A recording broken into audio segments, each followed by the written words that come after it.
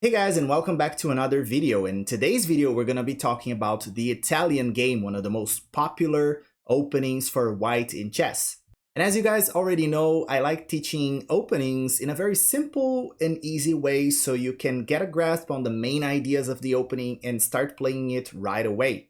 So none of those crazy lines and sidelines with 20 moves deep, just the main idea so you can get the idea, get the hang of it, and start playing it in your games and having good results. But before we begin talking about the Italian game, I'd like to ask you to subscribe to the channel for more videos like this one. We are about to hit the number of 900 subscribers, so if you are not yet subscribed, please hit the button down below and be a subscriber of the channel.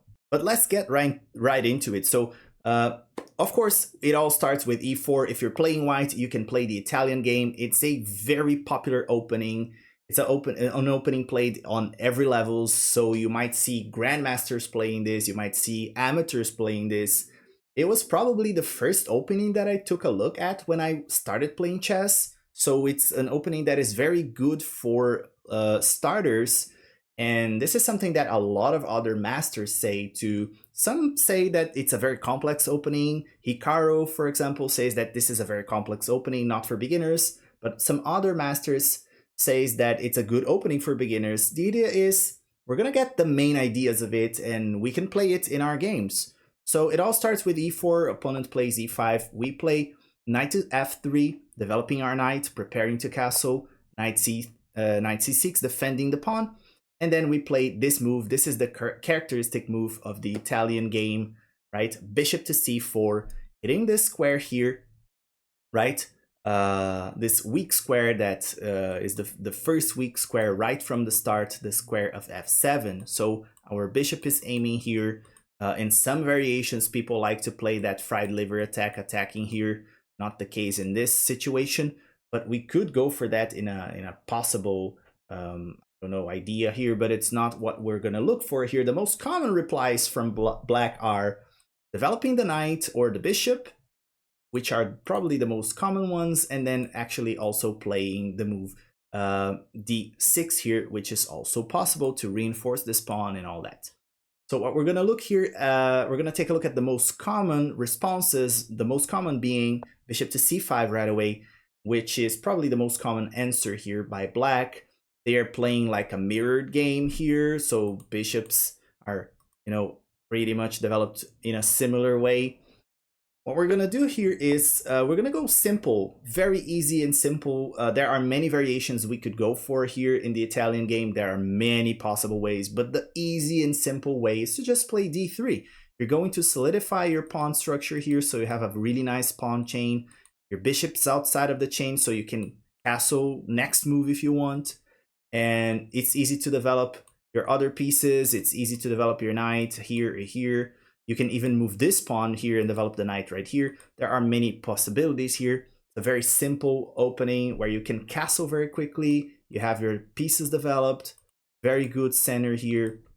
It's a great opening. There's nothing wrong with this. So the move d3 is a good one for you if you want to keep things simple. And I really like simple chess, straightforward, not too many complications. You can play and understand the position. So knight to f6 probably played by black here.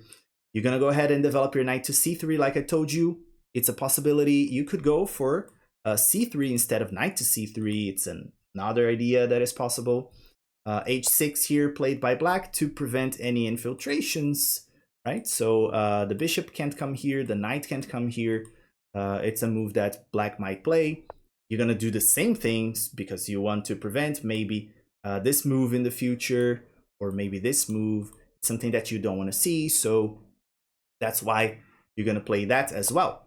Black's going to play a6. You can castle in this position after d6. Now opening the way for the bishop there. You can play knight to d5, which is a great move. You're centralizing the knight, putting the knight in a very central position, supported by your pawn. And now your opponent has a choice here. They might go and try to exchange. That's not going to be good for them, right? So there are many things here that they have to consider. If they go for simply castling, you can play c3. and maybe preparing something here. That's why they play this move, preparing this advancement here to hit the bishop. So maybe if your opponent is aware, they're going to imagine that, and that's why they play this move a6 in the first place, to have this room right here for the bishop. Just in case you play this move and hit the bishop, they can go all the way back to a7, and that's probably what they're going to do in advance for this possible move right here, hitting the bishop. So this is something that might happen, and you're going to play that anyway because you're planning on advancing your pawns right here, hitting this knight, and maybe trying to open some lines here. It's an idea. Bishop to e6 here, developing the bishop finally. You can play a4 and start, just pushing your pawns on the queen side. If bishop takes, you take back with the bishop too, so now you have a very good centralized bishop here. It's so good that black might want to get rid of it. Then you just take back with your pawn, hitting this knight. Now it has to move, and it's going to move back. You can just solidify your pawn structure there. Now you're going to have a lot of maneuvering here. You can develop your bishop like that and start pushing your pawns on the queen side. Some lines are going to be open here. Bishop takes, you can take with your pawn. If they go ahead and trade the rooks, you have these open lines here on the a file, right? So it's another possibility. You can keep pushing your pawns, but we don't have to go too far here. This is just way too far, more like an end game here, going towards an end game. We have some open lines here to attack. This rook on the open file, the knight here, and the queen on this open file. So it's a great position for white as well. We don't have to go that far, but this is just a basic idea on how to play this opening. Of course, going back to the starting position, we can go to this position where it's the characteristic position of the Italian game, but your opponent doesn't have to go necessarily for this move with the bishop here. They might go for what I think it's probably the most popular move after that, which is knight here. This is a very popular move too. You don't have to keep things complicated. You can keep playing the same ideas. You just play d3, solidify your pawn structure here, right? Now defending your pawn and keeping everything very well defended and solid. After, let's say, bishop to c5, now you can play maybe c3, or you can keep up with your plan, trying to go for this maybe right away, or you can go with the knight here, you can castle. There are many possibilities. But let's take a look at something really interesting. If your opponent plays d6, if they go for this move, well, we even have some traps that can happen if they are not aware. So it's better, it's really good for you if you know the lines, but you don't have to study too much deep into theory. You're just going to play d4 in this case. You're not going to play d3. You're going to go more aggressive in this case. Your opponent is going passive, blocking the bishop, not developing any pieces. So in this case, you're going to play more aggressive. Just keep that in mind. If your opponent plays passive, just push the pawn to d6. You're going to push d4. The idea maybe is to come here. You can also develop here, castle. You can do a lot of stuff here. But your opponent probably is going to just take this pawn, right? And as they take, you can take back with the knight. You have a very good centralized knight here.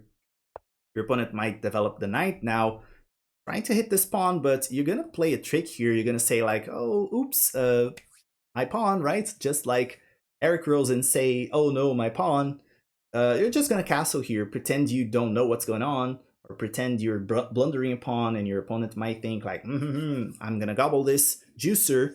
And if they go for that, let's imagine they go for that, you can just, boom, play rook to e1, and suddenly you are just pinning this knight. This knight is lost, pretty much. So what your opponent can do to try and save it is to just play d5, trying to hold on to that knight.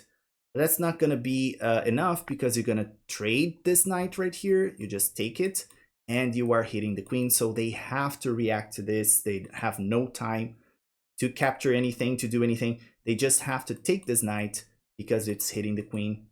Danger levels, right? So they're going to take it, and as they take it, boom, again, you're going to sacrifice the rook, and with check, of course, right? Your opponent might not know how to react here, right?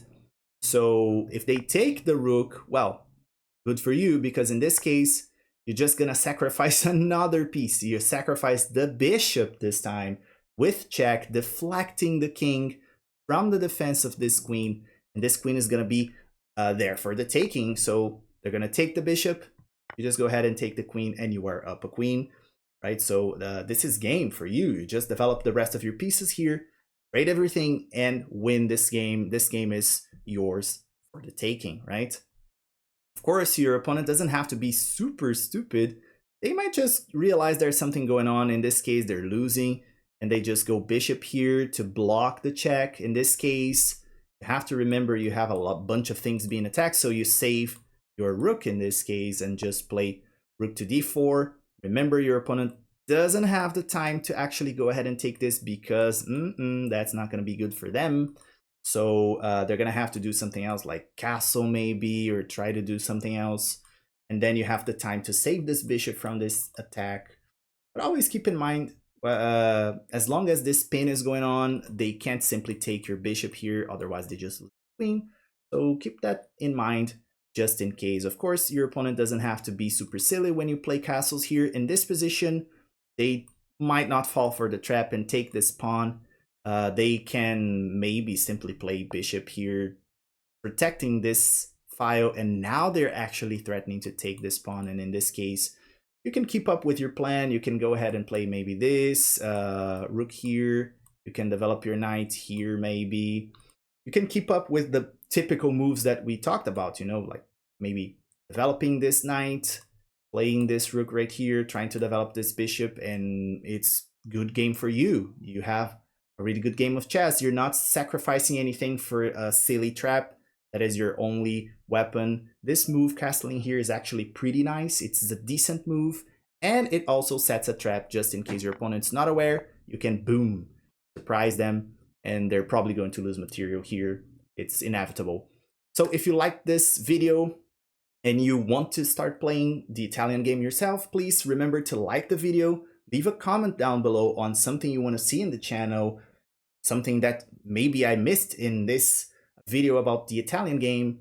Leave your comment down below, and of course, subscribe to the channel. And as always, I see you guys in the next video.